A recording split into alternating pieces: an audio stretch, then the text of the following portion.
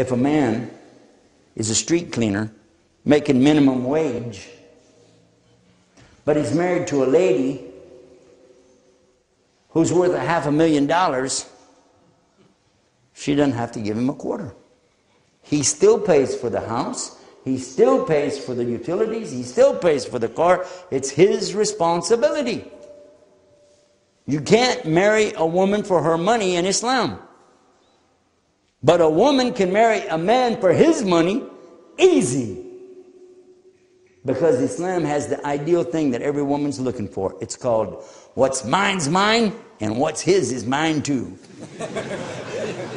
It's not a joke, it's a truth. By now the guy's going, I didn't know that. I didn't know that. See? Now watch it turn. Watch it turn. And this is just one example. So a woman has so many rights in Islam that she is considered the queen of the house. And it's a very big royal status in Islam for a woman to be a Muslim woman and queen of her house. Something nice. Respect, honor, dignity. And a man in Islam cannot cheat on his wife. The punishment for it is you don't want to know. You don't even think about it. That's why you see brothers. Again, this is something you take for granted. But I'm trying to tell you that I know both sides. And if you see it, the difference between the young brothers for the Muslims and these other youngsters out here in college, jobs and so on, or without jobs, and a girl goes by, Muslim sees a girl go by, and the other boy sees a girl go by, and both of them do this. Okay? The Muslim's not supposed to, but he's going like this, and the boy is going like this. Both of them did the same thing. But what's the difference is what one of them is saying. One of them is saying, astaghfirullah, astaghfirullah, astaghfirullah. Look, it's fitna, man, it's fitna. Yes or no? The other one's going, ha ha, mama.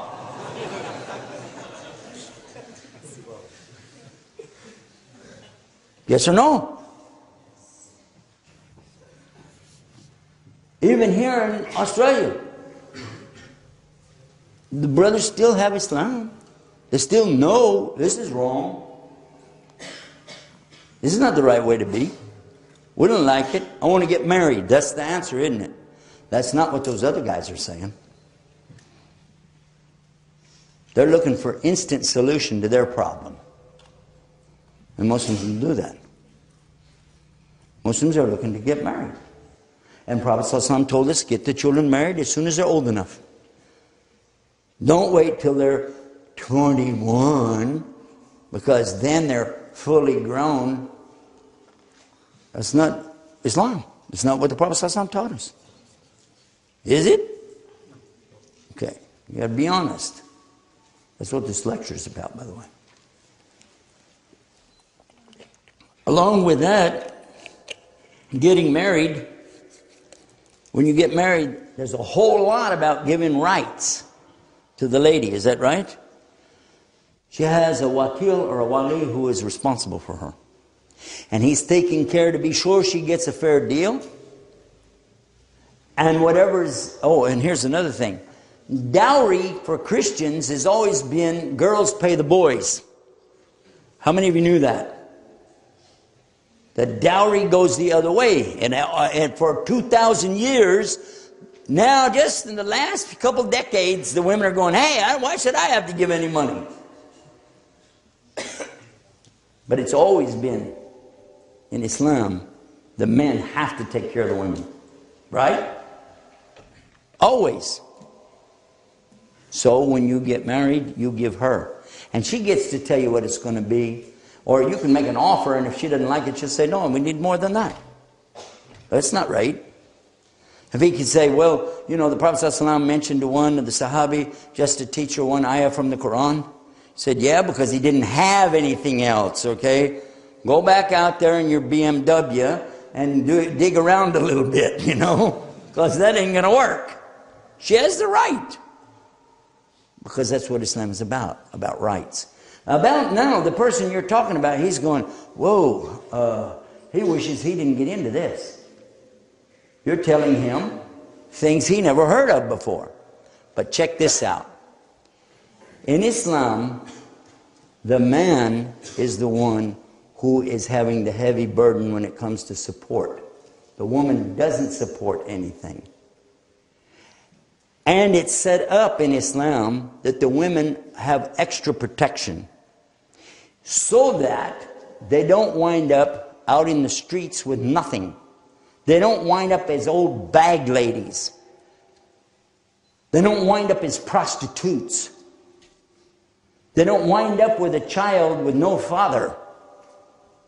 Islam is providing for them in the best way. Even if you're in a society with 20 women out here, and only 6 or 7 men, no problem. It's not a problem. Because each of those men can take on the responsibility of up to 4. Yeah? Now if you got 7 men, 20 women, still got 1 opening. Yeah? No more than that. It was 4. So it's not a problem. Not only that though, and this is usually where I cap it with them. I ask them, have you ever considered if you have 100 women on this side and 100 men on that side? As soon as you marry this man to this woman, here we got a match, how many are left? 99 on both sides. So let's start getting them married till we get down to the very end, and we find all of a sudden there's 5 men left and 5 women left. Now what's the choice? Man can only choose from the 5. Right? Right? Because in Islam, the woman cannot have more than 1 husband. Well, one of the reasons, by the way, is because a child born wouldn't know who the father was. And when it comes time for inheritance, how would you know how to distribute it? That's one of the rights of the child. But to come back to this, the man over here can only choose from the unmarried women, true? But the women, who do they get to choose from? Every single man there is still eligible to her. Because they don't have 4 wives yet. Who's got the most choice? See, you never thought of that. Never hit you. That Allah, see, because we're not Allah, we can't think like God. But Allah knows what He created. And there's always more women on this earth than there are men. Today, it's more than 4 to 1. But that's not the point of having the discussion. I'm just saying, who has the most choice? The woman. Because the man is stuck. He's only got 5 women to choose from, or 3 women. Or what if there's only 1 woman left? That's it. That's your wife.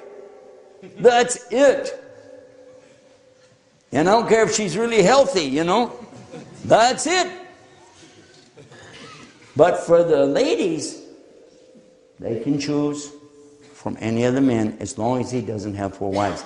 Now, what's another advantage of that is a man gets around. We're social. We know each other. We know who's where, going on, la la la. But the women don't. A lot of times they don't know what's up.